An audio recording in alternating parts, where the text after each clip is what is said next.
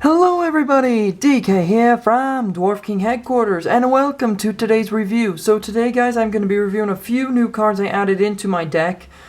Believe it or not, some of them are very good, and others are pretty darn decent. But I'm going to share with you guys the ones I added into my deck, which ones were good, which ones are good, which ones are iffy.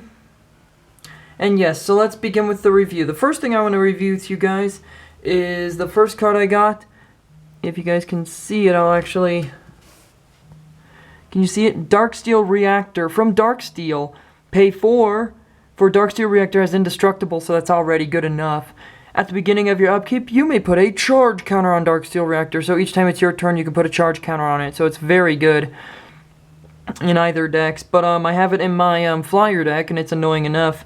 When it has 20 or more charge counters on it, you win the game. So honestly, this thing is unbelievably annoying. That's why I like it in my deck, is because it's so good. So there was that card. Then we have another one from one that David McDarby uses in his deck of Lazov Demir Mastermind, and it is Chancellor of the Spires. Pay 7 for a 5/7 creature Sphinx. You may reveal this card from your opening hand. If you do at the beginning of the first upkeep, each opponent puts the top 7 cards of his or her library into his or her graveyard, so it's already a trolley card. And then when he enters the battlefield, you may cast target instant or sorcery card from an opponent's graveyard without paying its mana cost. Obviously really good, but that's why it's so expensive to bring out. And I got these at my local haunted game cafe. Be sure to check them out. So a few of them I bought. Others I opened in packs, and I cannot believe which ones I opened. You guys are going to be excited. But next one, Knight Captain of Eos. He's one I did out of a draft, draft opening. It's a thing where they put a bunch of rares and foil rares in a box, and you reach in and you grab it, and you get 2 of a rare or a foil rare. And it's really fun to do. But there's Knight Captain of Eos. He looks unbelievably cool. Pay 5 for a 2/2 human knight. When Captain of Eos comes into play, put 2 1/1s. It's like Elizabeth's ability, but -1 soldier. Sacrifice a soldier. Prevent all combat damage that will be dealt this turn. That's already good in this deck. The strength of Band's cast system is the unfailing loyalty of its meekest members. Ugh, it's a little downfall. Then we got a mythic that I've had for a while now. Shaman of the Great Hunt.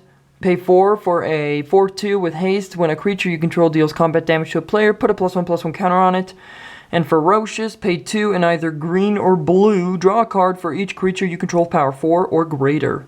So that's really good. Plus he's carrying a giant axe, and I thought it might be good in my Mana Ram deck.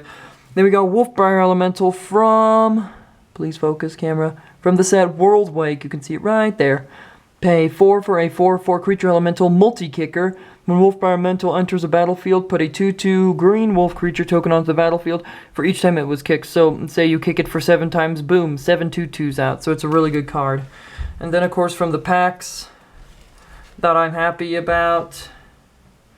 I mean, the first pack I opened of, what was it, I got 2 Battle for Zendikars and a Modern Masters. The first one I pulled out of it, the good rare, was Cinderglade. Now you're thinking, did you buy it? No, I did not have that much. I only wanted to get the packs.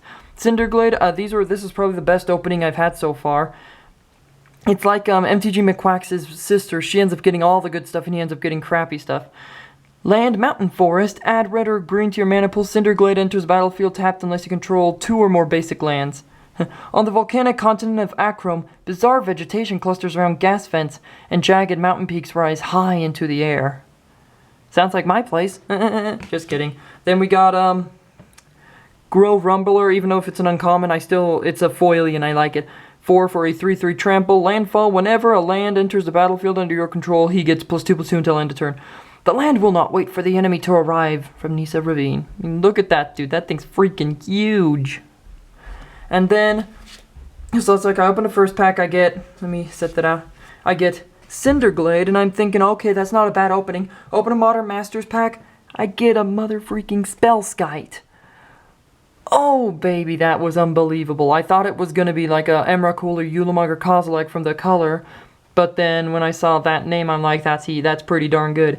Pay 2 for a 0/4 artifact creature horror. You can either pay 2 life or a blue, change a target of target spell or ability to Spellskite. So say, like you activate someone plays Wild Ricochet, you can activate his ability and bring Wild Ricochet to him, which then it would fizzle. But otherwise than that, unbelievable opening. So I opened that from my set, and I'm thinking I'm already doing good enough.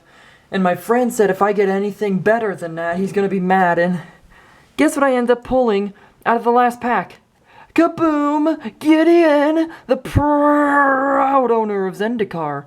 Gideon, ally of Zendikar. Pay 4 for a loyal counter for loyalty for Planeswalker Gideon. Look at that dude. And look at my camera's getting his face. Whoop, whoop. Okay, so here's what it says. Until the end of turn, Gideon, ally of Zendikar, becomes a 5/5 human soldier ally with indestructible that's still Planeswalker. So that's really good. Prevent all damage that be dealt to him this turn. So his +1 is really good. 0, put a 2/2 white knight. Obviously good if you want to get tokens out. So him, his 0 ability, plus, let me see, where is it? 0 ability, plus the knight ability. When you sacrifice a soldier, prevent all combat damage. That's obviously a combo right there. And then his -4 is an iffy one. You get emblem with creatures you control, get +1/+1. I mean, +1/+1 is really weak. But my friend says it's good for, because you could keep on building him up. And I'm like, that's not bad. But other than that, these 3 right here, honestly, well, those 3 and then that. But honestly, money in the bank. Oh, tasty. Other than that, those are some awesome cards I got from that set. And I thank you guys so much for viewing, for watching this cards review of what I'm adding into my deck. If you guys like these videos, be sure to post a comment and subscribe for more content. Also, let me know in the comment section below if you like this video. And if you do, I will be sure to do more of these reviews and openings of MTG later on. But as always, I'll see you in the next video.